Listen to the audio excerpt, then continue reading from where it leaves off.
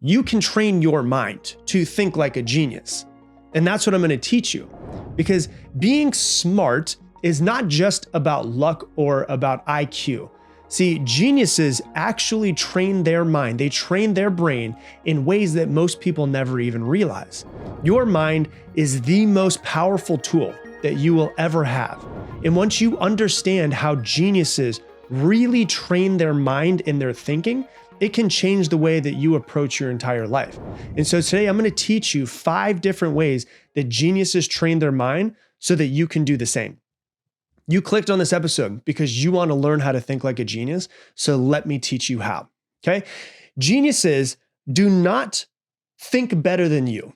They really train their mind. They train their thinking like a skill, because thinking really is a skill set. Sure, we all are born with different circumstances and come from different gene pools, but thinking is a skill set that we can all grow. And geniuses treat their mind like a muscle that needs to be worked. And therefore, they create like a mental gym to grow the capacity of their brain in the way that they think. Like most people think that thinking is like breathing, like it's just automatic. It's passive. It's just something that just happens. And that is true in part, but just because it's automatic in some ways doesn't mean that you can't actually jump in there and change your thinking. Because great thinkers, they treat thinking the way that athletes treat training.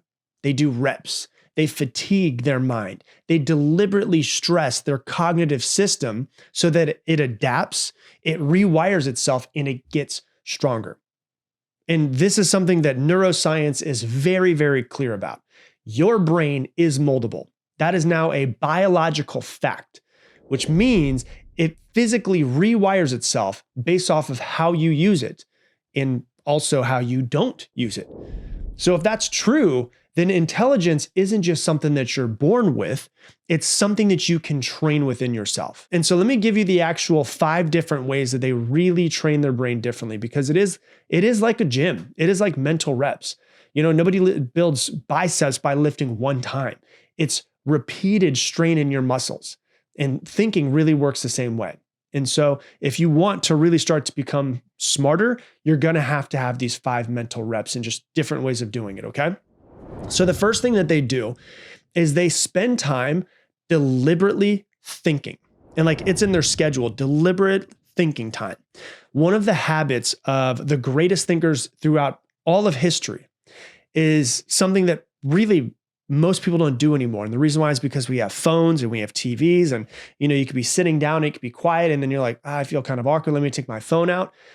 But deliberate thinkers schedule time just to think. When you look at Darwin, he did this. When you look at Einstein, he did this. When you look at Charlie Munger, he did this. They sit down with a problem and they force their brain to wrestle with that problem. No phone, no distractions, no other person to distract them in some sort of way or brainstorm with, just the question that they have for themselves or the problem that they need to solve. And we will be right back. Hey, I want to interrupt today's episode to tell you about my sponsor. It is me, myself. If you didn't know, I obviously have some coaching programs outside of the podcast to help you learn and grow and become a better version of yourself. Step-by-step programs and processes to help you become better in your life and create the life that you want. If you want to learn more about it, you can go to coachwithrob.com. Once again, coachwithrob.com. Check it out. And let's get back to the episode. And now back to the show. It's kind of like this. This is kind of how I think it. Deep thinking is kind of like diving underwater, right? It takes time before the mind starts to reach depth. Like what normally happens is you sit down for 5 minutes, your brain starts toiling, going all over the place, think about a million different things. And most people give up at that point in time. It's like diving deep down below. You're trying to dive deep, and it's like most people jump back up to the surface and, take a breath after 30 seconds. But like the geniuses, they keep going deeper and deeper. And when it becomes uncomfortable, they go deeper, sometimes for hours. And what's happening neurologically when you do this is your brain starts exploring new neural pathways instead of these old default ones. And that's literally how new insights form. And so when you start spending extended time in silence just to think deliberately, it forces your brain to change.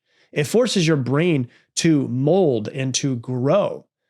And so what I want you to start to think about is, how can I find time every single day to just sit and think about a question that I have, or to sit and think about a problem that's been kind of occupying the back of my mind for a little bit of time, and just try to see if you can find new solutions. Try to see if you can bring a creative aspect to it that you've never thought of. No phone, like I said, no other person to brainstorm, just you trying to expand the boundaries of your cognitive abilities, just you trying to expand the box that you think of. Okay? So that's number one. The second thing that they do, it's been seen over and over and over again in geniuses, is that they use writing as cognitive training. One of the fastest ways to start to improve your thinking is to actually write with pen and paper, not to sit at a computer and type it out, not to type it out on your phone in a Google document, but to physically write it pen and paper. And you're not writing to publish. You're not writing a perfect article so that you can put it on the internet. You're writing to clarify your mind. We're like hoarders is really what we are in our own brains. There's just crap everywhere. And writing forces your brain to organize the chaos that's happening in most people's minds into an actual structure. Like when you're thinking in your head, you think you know what's going on. Like most people are like, I got a pretty good idea of what's going on in my head. But then when you force somebody to write down what's going on in their head, that's really when they start to realize how messy their brain actually is. Like, let's be real. In today's day and age, most people's minds are like an ADHD squirrel on crack. Like it's everywhere. It's all over. There is no method to the madness. And so when you sit down with a pen and paper and you start forcing yourself to write what's going on, what you're thinking about, what's happening in your brain, all of the mess, the problems that you have, the questions that you have, the things that you want to solve, the life that you want to create, all of the stuff that's kind of bouncing around all day long, it's going to be messy and it's going to create some like cognitive friction. But that friction actually strengthens your cognition. And this is why many, many geniuses keep massive journals. Like, and you can see it throughout the times. Like Da Vinci is a good example of it. He had over 7,000 pages of notebooks, not because he loved journaling, but because he was training his brain and he was creating these magical ideas out of thin air. Like, we could say there's a pretty good argument that Da Vinci might be one of, if not the most intelligent person who has ever lived, right? And when you see his 7,000 pages of journals and the stuff that he created and the things that he did, like he created the helicopter, he created the parachute, he created the armored tank, he created the first idea for a car, he created the idea for a machine gun. And the problem was, back in his day, the technology didn't exist for another 300 to 500 years to be able to create these things that he actually wrote down and planned, but he had these working ideas in his journals. And so it shows you what you, if I want to be a genius, if I want to act like a genius, I should start doing what geniuses do. And that's taking my brain, putting it on a piece of paper and working out things. Okay. So that's mental rep number 2. Mental rep number 3 is many geniuses have been found to question everything, to question assumptions. One mental habit that really separates average thinkers from extraordinary ones is that the extraordinary ones attack assumptions. They attack beliefs. Like most people inherit beliefs from culture and from school and from parents and from media, and they rarely question them. But geniuses constantly ask, like, why do we believe in this? Is this like fundamentally true? Is like written into the actual fabric of the universe? Or is this just made up by some other person one day? Like, what if the opposite of this thing was true? What assumptions are hidden in here? And so, physicists use this all the time. Like Richard Feynman, who's also considered one of the smartest men to ever live and, one of the best physicists ever, talks about how he would question everything and how he thinks science should always be questioned. And he used to always say, he has a famous quote that says, I would rather have questions that can't be answers than answers that can't be questioned. And so he was known to question things and question things and question things to try to find the actual true fact that existed. And so when you question everything, you break everything down to the bare bones. You break ideas down to their most fundamental truths. And then from there, you can go, do I do I really want to continue to believe this?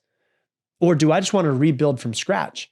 And you can see if these beliefs and these assumptions that many people live their entire lives off of are true. And you can decide, do I want to believe that? Or do I want to rebuild my own beliefs and my own assumptions based off of new thinking? Or do I just want to continue with inherited thinking? And so this one's one of the most powerful cognitive workouts that you could do for your brain, is to just question what everybody else is just taking as fact. So that's number 3. The 4th mental rep that they do is what's called cross-disciplinary thinking. So another pattern that's found among many geniuses is that they study multiple fields. They study physics and biology and economics and, philosophy and music and art. When you look at like Leonardo da Vinci, who I was just talking about a minute ago, he wasn't just an artist, even though he painted the most famous painting that's ever been painted. He was also an engineer. He was an inventor. He was a military designer. He was an architect. He was a scientist. He studied human anatomy. He did so many different things, why he had all of these crazy ideas that came from basically seemed like nowhere. They popped into his head because he was studying so many different things and they all kind of intersected in many ways. It's kind of like when I was writing this episode, I was like, what's the phrase that I could use for this? Only thing I can think of, it's kind of like a neurological orgy. It's basically all that it is. It's like innovation only really happens when 2 completely different mental models collide. Like your brain literally forms new neural bridges between different domains that exist in your brain right now that have never talked to each other. And this is where breakthroughs happen. This is where the best ideas in the world come from. Like Einstein used thought experiments for when he was working through physicists, like as a physicist, inspired by philosophy. Like Steve Jobs is known for using calligraphy principles when he was designing Apple typography. When I had an interview years ago with Jeff Hoffman, who's the founder of Priceline.com, he said that every single day he would read one thing that was completely out of his industry to see if he could get ideas. And then he said he came up with the idea for Priceline.com when he read an article about how bananas are cheaper when they're closer to their expiration date. And he brought that idea to airlines and said, hey, if I could sell these seats, like so that, at least a bud is in that seat versus going, making $0 off of it, it might be cheaper, but is that worth it to you? He brought the idea to airlines, created Priceline.com, and became a billionaire from it. And so great thinkers connect worlds because creativity is just pattern recognition, but it's across multiple disciplines. Okay, so that's number 4. And then rep number 5 is what's called cognitive recovery.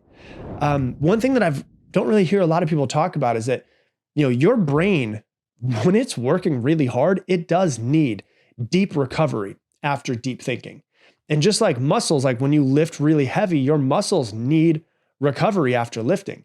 And so deep cognitive work burns enormous amounts of glucose and oxygen in the brain, which is why geniuses throughout history took deep, long breaks. And one of the ways that I have found when I was studying through different geniuses that a lot of them took their breaks is they would go for a walk. Darwin walked a lot. Steve Jobs walked a lot. Nietzsche walked a lot.